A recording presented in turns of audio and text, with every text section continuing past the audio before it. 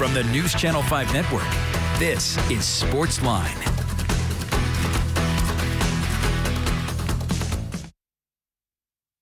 Hey there, SportsLine on your television. Steve Layman here with you. Glad you are here with us on this Monday night on News Channel 5. Plus, down the stretch we come in the NHL season, and it was an ugly evening last night for the Predators in the midst of this playoff push, but they have been up and down. This team has exceeded expectations for much of the season. They look like a playoff team, but they haven't officially punched that dance card yet.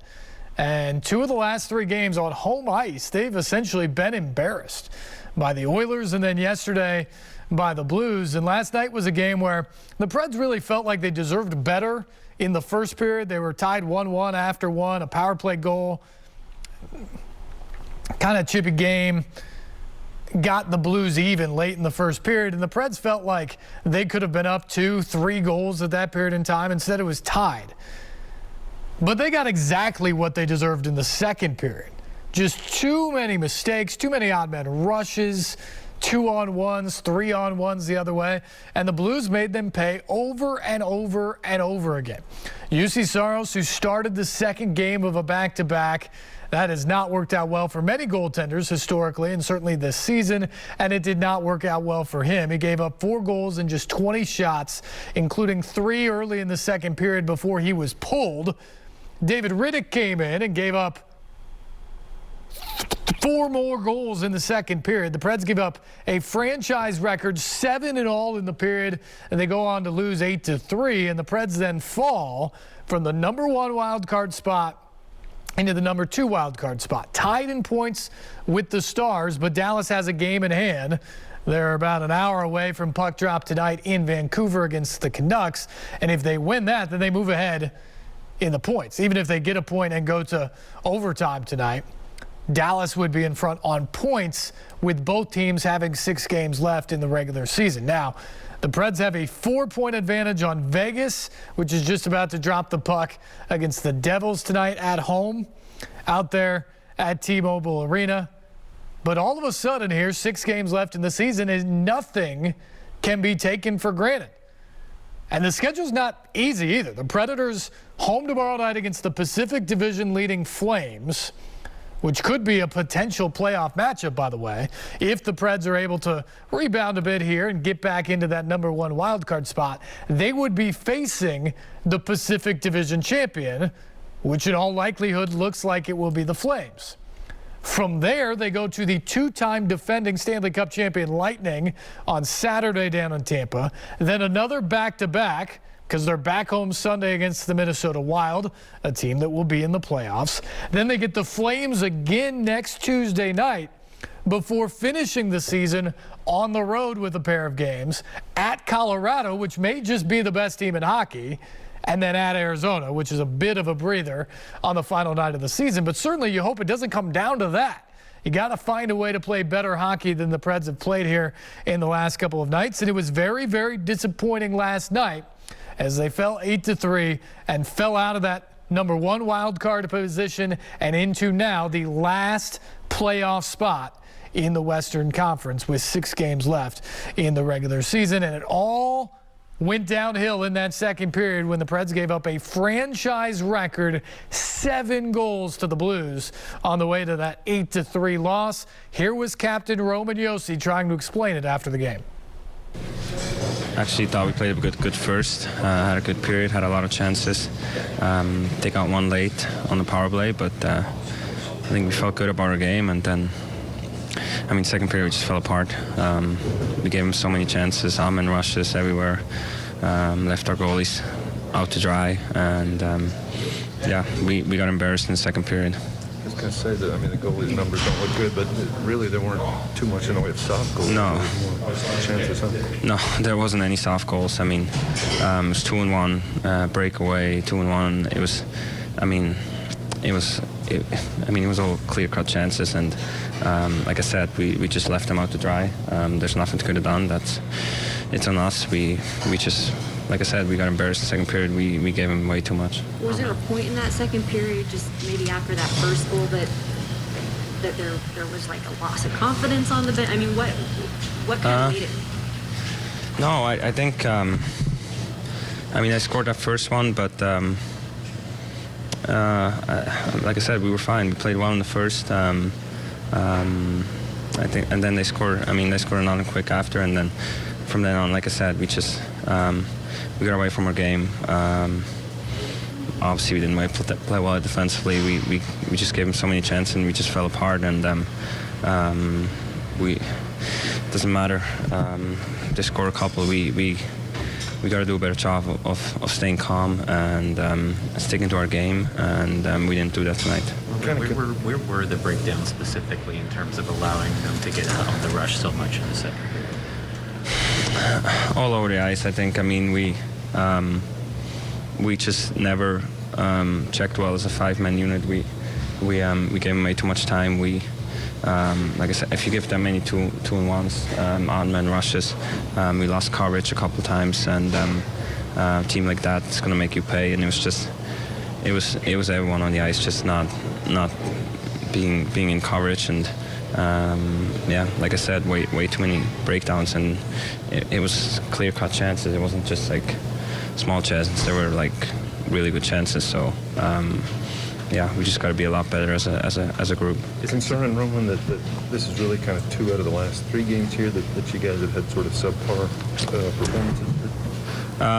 Yeah, I mean, it's definitely concerning. I think we're obviously in the playoff push, and tonight we talked about how important this game is, how much we're playing for, and I think, like I said before, I thought we came out with the right attitude, with the right energy. We played well, had a couple good looks in the first. I think could have scored a couple more, but yeah, for some reason, like I said, we fell apart. And this time of the year, that just can't happen. Things are going to happen. There's some things that are out of your control, and but it's how we respond, and we definitely didn't respond well tonight. You guys have one of the toughest schedules down the stretch. How do you regroup after this one, knowing you have another one here at home, but then you're back on the road? Yeah, I mean, obviously it's disappointing right now, and we'll be disappointed tonight. But like I said, it's kind of a playoff mentality right now. Tomorrow we have to look forward. We definitely got to correct things, obviously, and like you said, it's been 2 out of 3 games that we didn't play well. So there's a lot of things we have to look at and do better. But I mean, the next game is huge, and that's how it's going to be for the rest of the regular season. So yeah, you can be disappointed right now, but once tomorrow and Tuesday comes, we got to get ready for a big game. Do you feel like this group has that in them right now to do that?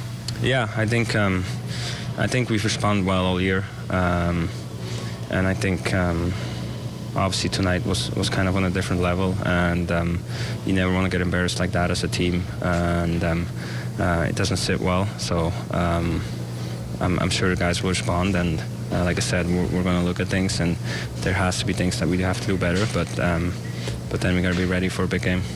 Does tired come up now, or does that word not exist? No, I mean, every team has the same schedule. Every team has 82 games, so we're not the only team that has a tough schedule. Everybody's playing a lot of games right now, so they had a back-to-back, we had a back-to-back, so yeah, that's definitely not an excuse. It happens to everyone, so that definitely wasn't the problem.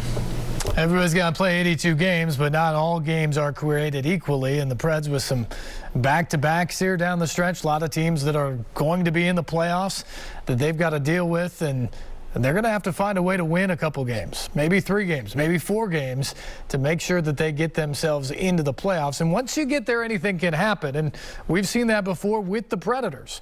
But they need to get there first and foremost, and they're going to have to find a way to rebound, right the ship after yesterday, and finish strong. John Hines trying to keep the positivity after the game. Certainly disappointed about the loss, certainly disappointed about last week, a week in which they had 4 games at home, and they lost 2 of them outright.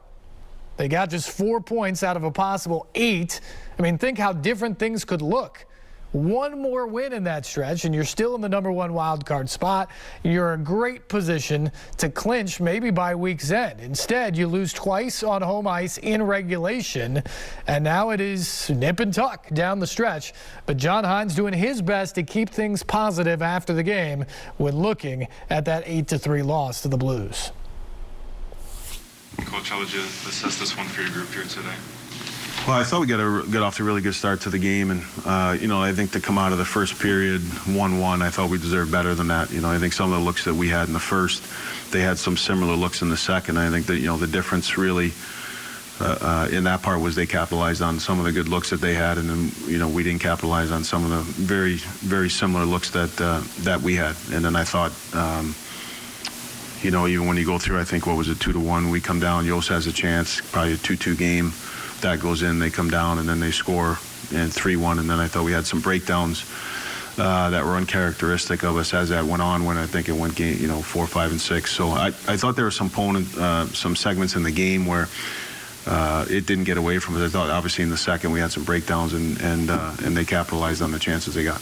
And that sort of snowball on a team also, when you give up maybe 2 or 3, all of a sudden they just one chance after another starts coming in. Well, tonight it did. Tonight it certainly did. But as I go through, I think we probably deserve better with a bigger lead coming out of the first period. We didn't get it. I think Tarasenko's goal comes down. Dutchy had 2 really good looks. One he makes a great save on. The second one, he's got him beat, and the puck doesn't go in. That's probably 3 right there, even though they score the power play goal. And then, they had some looks. Like I said, Yost comes down. It's probably a 2-2 game. Very similar look. It doesn't go in for us. It comes back down and goes in our net. It goes in 3-1. And then we had some breakdowns. We just had some we didn't identify certain situations that were in the game. We made some different reads that I think are not a lack of try. They were just, our decision making wasn't good, and when they had those chances, they buried it. They had some pretty good shots that went in the net, and we certainly have to be better in those areas. Tough call to go with Juice back-to-back, or was that you just knew what you were going to do? Yeah, no, I mean, it's you have to make decisions all the time, and we look at everything when you make the decisions. You don't make them on a whim, and it was an early game. It was over 24 hours rest. It was another early game. There's no travel. You're home. He feels good, so that's why we made the decision. Kind of concerning, John, to you that it's kind of been 2 out of 3 games here that you've had subpar performances at this time of year?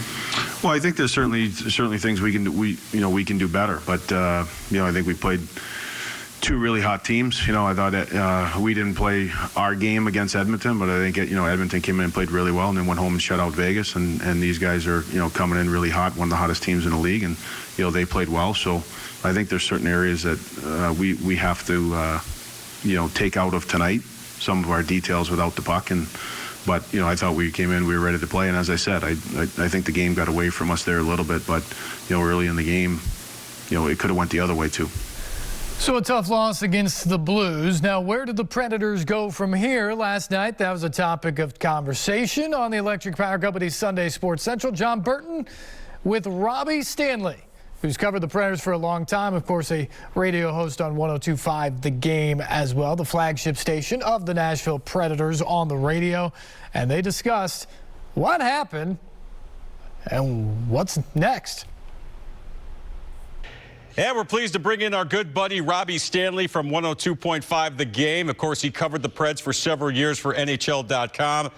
Robbie, this weekend seemed much like a microcosm of the Predators' season. They get a gritty, gutty win over Chicago Saturday, and then tonight they struggle to score and get pounded by the St. Louis Blues. It's getting hard to figure out which Predators team is the real one, isn't it?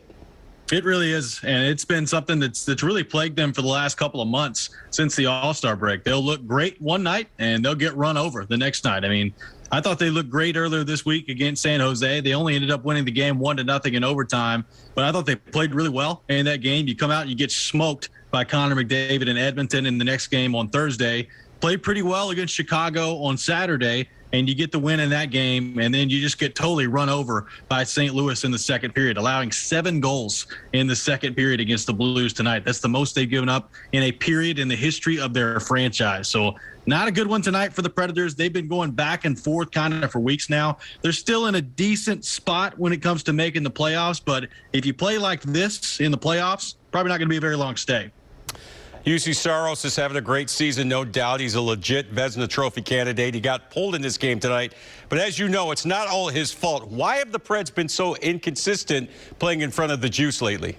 Yeah, it's been interesting. They've had some injuries on the back end that they've gone through, and they've kind of been mixing and matching guys coming in and out of the line. I mean, Mark Borowiecki comes in, and then he gets in a fight, and then he gets hurt, or he gets a cross-check to the mouth, and then he gets hurt. So that's been part of it. I think they've been a little loose with the puck as of late as well, in terms of some turnovers that have been going the other way, odd man rushes that other teams have been able to convert on. And quite frankly, I think the other part of this is Saros has not been quite as sharp since the All-Star break as he was before the All-Star break. And when you factor all those things in, it doesn't take much to make a big difference in the way that you defend. So I think the Predators, when they're at their best, that's still the identity of their team. Yes, they're physical. Yes, they've been more offensive this year, but they still can have the ability to defend well. And when they're at their best, that's what they're doing. And that's just been way too inconsistent as of late. And I think that's what's led to why they've been so inconsistent with their results as well. You look at the talent of this team, Robbie. They're going to have 2 40-goal scorers in Duchesne and Forsberg. We've mentioned the year that Saros has had. Plus, Roman Josi is likely to win another Norris Trophy. With all this talent, if, and again I say if, they don't make the playoffs, in your mind, who should take the blame?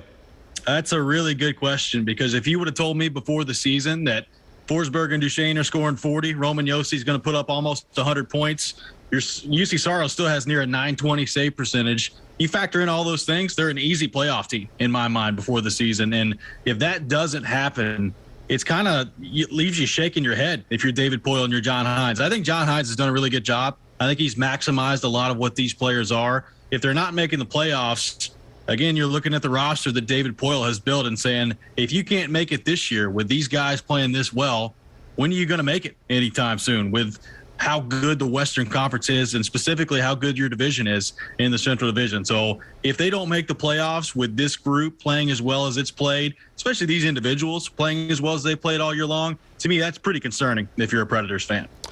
Well, the Predators have 6 more games remaining, and it's a tough schedule. They've got 2 with the Calgary Flames, plus Tampa, plus Colorado in that group. It doesn't seem like the Dallas Stars are going away anytime soon. What do the Preds have to do to navigate this gauntlet?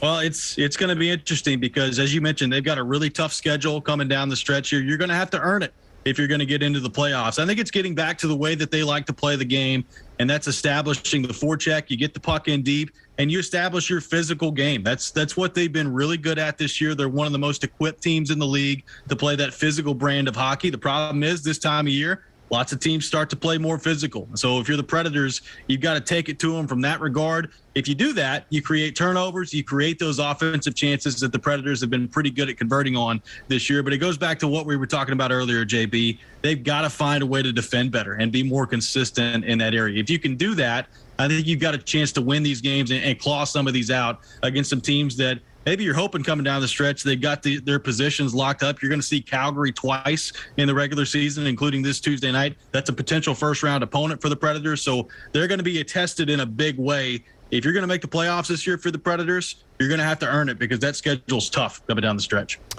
Robbie Stanley, you can catch him every weekday morning from 6 to 10 on 102.5 The Game. Happy Easter, my friend, and thanks so much for jumping on tonight. Happy Easter, JB.